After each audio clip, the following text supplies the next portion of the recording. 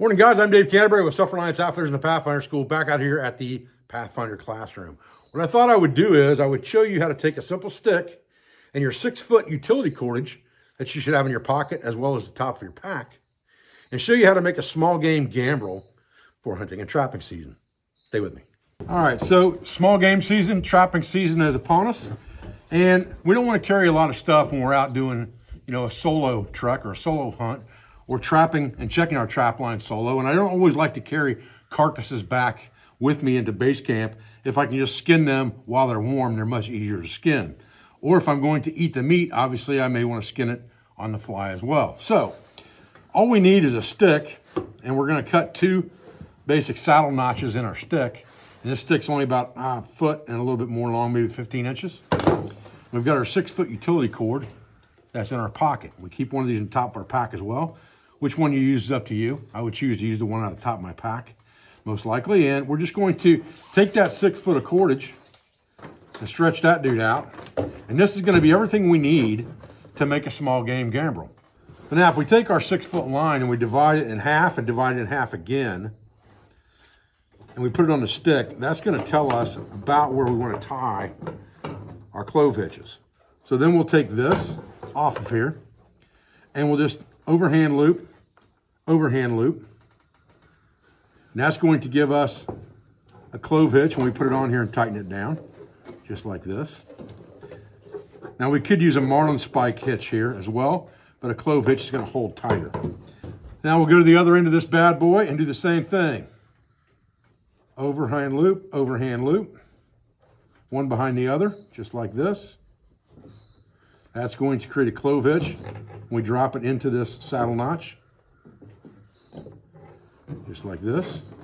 Pull everything down tight. And now we can kind of look at our tails and make sure that they're the same length.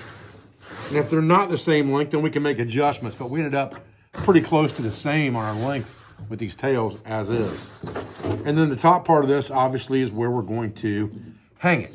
So the top portion of this, first of all, we'll just take this triangle and we'll squeeze that triangle together a little bit and even things up so that we give ourselves something to hang it by. And a real simple figure 8 knot in this is enough. So we're just going to come around and up, just like this. Put a figure 8 knot in this, nice and simple.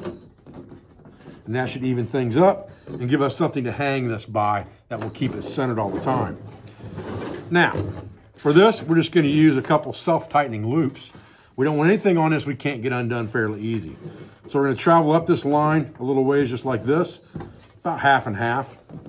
And we're going to wrap down the line with loops 3 times. 1, there's 2, there's 3. And then we're going to take that knot back up through those 3 loops. 1, 2, and 3, just like that, and tighten everything down, like so. And that's going to give us a sliding loop that we can put a leg into and pull it down tight, and it's not going to come undone. And then we'll do the same thing on the other side. So on this side, we're going to do the same thing. We're going to fold it up. We're going to come down the line and around that thing 3 times. 1, 2, 3. There's 3 on our thumb. Push that right up through the 3 loops just like that and pull it down. Pull everything tight. Dress it up. Give ourselves a good barrel there. And then what we've got is we've got a pretty equal distance there and a pretty equal loop. So now we have a small game gambrel. We have 2 sliding loops here that we can put over the feet. We have a center loop that we can hang the gambrel from, so we can hang the animal this direction. So his feet are here and here. Now when we're done with this, we want to get this undone and recover our cordage. Because we use a sliding knot or slip knot here, all we have to do is pull it back through the barrels, just like that, and it comes undone. Same thing on this side, pull it back through the barrels, and it comes undone. This, all we have to do is work it sideways a couple times, and we can get it right off the end of the stick and it'll come undone. Work it off, pull it out. And that figure of 8 knot is easy enough to break down on the back side and open it up as well. And that's going to recover our 6-foot piece of cordage to use for another task. And now we've used something we're already carrying and a simple stick to make a game gambrel for anything up to the size of like a large raccoon. All right, guys, well, I hope you enjoyed that simple video on how to make a small game gambrel. It's quick and easy. You don't have to carry a metal gambrel or anything like that with you. You don't have to carry an extra piece of equipment. All you need is your 6-foot utility cord, any stick you can break off or cut in the woods that's strong enough not to break. So something like arrow wood is very good for this in eastern woodlands.